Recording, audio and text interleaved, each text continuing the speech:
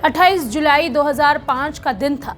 शाम 5:30 बजे थे और अचानक खबर मिलती है कि श्रमजीवी ट्रेन में धमाका हो गया है।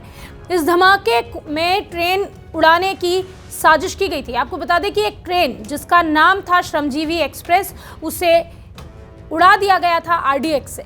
दो आतंकियों ने आरडीएक्स से भरे सूटकेस को इस ट्रेन में रख दिया था और चलती ट्रेन से वो उतर गए थे।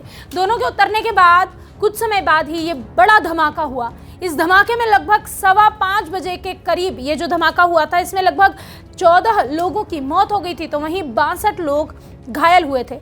राजगीर से नई दिल्ली के बीच चलने वाली ये जो ट्रेन है श्रमजीवी सुपरफास्ट एक्सप्रेस, इसकी जनरल बोगी के में आरडीएक्स रखने से इस ट्रेन के परखच्चे उड़ गए थे। ये धमाका हरपालगंज रेलवे क्रॉसिंग के पास हुआ था और जांच में ये बात सामने आई थी कि दो आतंकवादियों ने आरडीएक्स से भरे सूटकेस ट्रेन में रखे और उसके बाद चलती ट्रेन में उतर गए। दोनों के उतरने के कुछ समय बाद ये बड़ा धमाका हुआ। इस मामले में उत्तर प्रदेश के जौनपुर जिले की कोर्ट ने अब दो आतंकवादियों को फांसी की सजा सुना दी है। श्रमजीवी एक्सप्रेस में धमाका 28 जुलाई की शाम 5:15 बजे के आसपास हुआ था।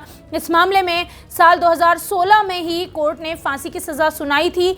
आतंकियों के अलावा, इन दो आतंकवादियों के अलावा दो और आतंकवादी हैं जिन्हें इस पूरे मामले के लिए दोषी पाया गया है। उन्हें भी फांसी की सजा दी थी, जिसकी सुनवाई अभी कोर्ट में फिलहाल लंबित चल रही है, हाई कोर्ट में। जिन दो आतंकवादियों को फांसी की सजा सुनाई गई है, उनमें से एक हरकत उल जिहाद उल इस्लामी उर्फ हुजी से जुड़ा बांग्लादेशी आतंकी हिलाल उर्फ हेलालुद्दीन और पश्चिम बंगाल का नफीकुल विश्वास है। इन दोनों के मामले पर करीब 6 साल से लगातार बहस जारी थी, जिस पर अब फैसला सुनाया गया है और इन्हें फांसी की सजा दी गई है। श्रमजीवी एक्सप्रेस ट्रेन को बम से उड़ाने वाली ये वारदात 28 जुलाई 2005 को हुई थी। श्रमजीवी एक्सप्रेस को आरडीएक्स से उड़ा दिया गया था। इस धमाके में जनरल बोगी के परखच्चे उड़ा दिए गए थे। 5 दर्जन से ज़्यादा लोग जो हैं वो इस हादसे में घायल हो गए थे, बुरी तरीके से घायल हुए थे। वहीं 14 लोगों ने अंतिम सांसें ली थी इस हादसे में, जो मारे गए थे। इस आतंकी हमले में उसी आरडीएक्स का इस्तेमाल किया गया था जो पिछले कुछ सालों से लगातार आतंकवादी अपने हमलों में लगातार इस्तेमाल कर रहे थे।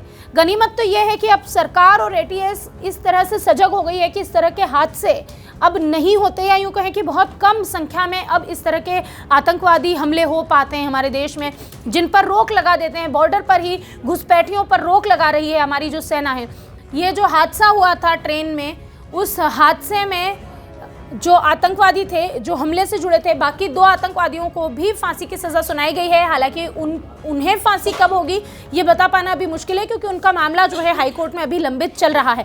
बहरहाल ये एक अच्छी खबर है कि इस हादसे में जो दोषी 2 आतंकवादी थे उन्हें फांसी की सज़ा सुना दी गई है। सवाल ये उठता है कि बाकी के जो 2 बचे हैं उन्हें कब सज़ा सुनाई जाएगी। बहरहाल जिन परिवारों के साथ ये हादसा हुआ था या जिन के परिजन इस हादसे में शिकार हुए थे, उनके लिए कम से कम एक राहत की बात यह है कि उनके परिवार को तोड़ने वाले या उनके अपनों की जान लेने वाले इन आतंकवादियों को आखिरकार फांसी की सज़ा हो गई है। बहरहाल अभी 2 आतंकवादी और हैं इस मामले के, जिन पर मामला अभी लंबित है कोर्ट में, जिस पर भी जल्द ही फैसला आने की उम्मीद जताई जा रही है। हमारे देश में आतंकवादी अक्सर ही इस तरह की घटनाओं को पहले अंजाम दिया करते थे। ये एक ट्रेन का मामला नहीं है जिसमें इस तरीके से जिसमें आरडीएक्स रखकर उड़ाया गया। अगर हम मुंबई धमाकों की बात करें, अगर हम जगह जगह हमारे देश में कई ऐसी वारदातें होती थी, मंदिरों को निशाना बनाया जाता था। अच्छी बात यह है कि धीरे धीरे सरकार इतनी सजग हुई है, हमारे डिपार्टमेंट्स जो हैं, हमारी सेनाएं जो हैं, एटीएस जो है वो इतना एक्टिव हो गया है कि अब इस तरह की घटनाएं, इस तरह की वारदात नहीं हो पाती है। बहरहाल हम यही उम्मीद रखते हैं कि हमारे देश में ऐसे आतंकवादियों के साथ वही सलूक किया जाएगा जो इन 2 के साथ किया गया, ताकि कोई भी और हमारे देश की तरफ नज़र उठाकर भी ना देख सके। इस मामले में आपकी क्या राय है, कमेंट बॉक्स में हमें ज़रूर बताएं। वीके न्यूज़, राष्ट्र के नाम।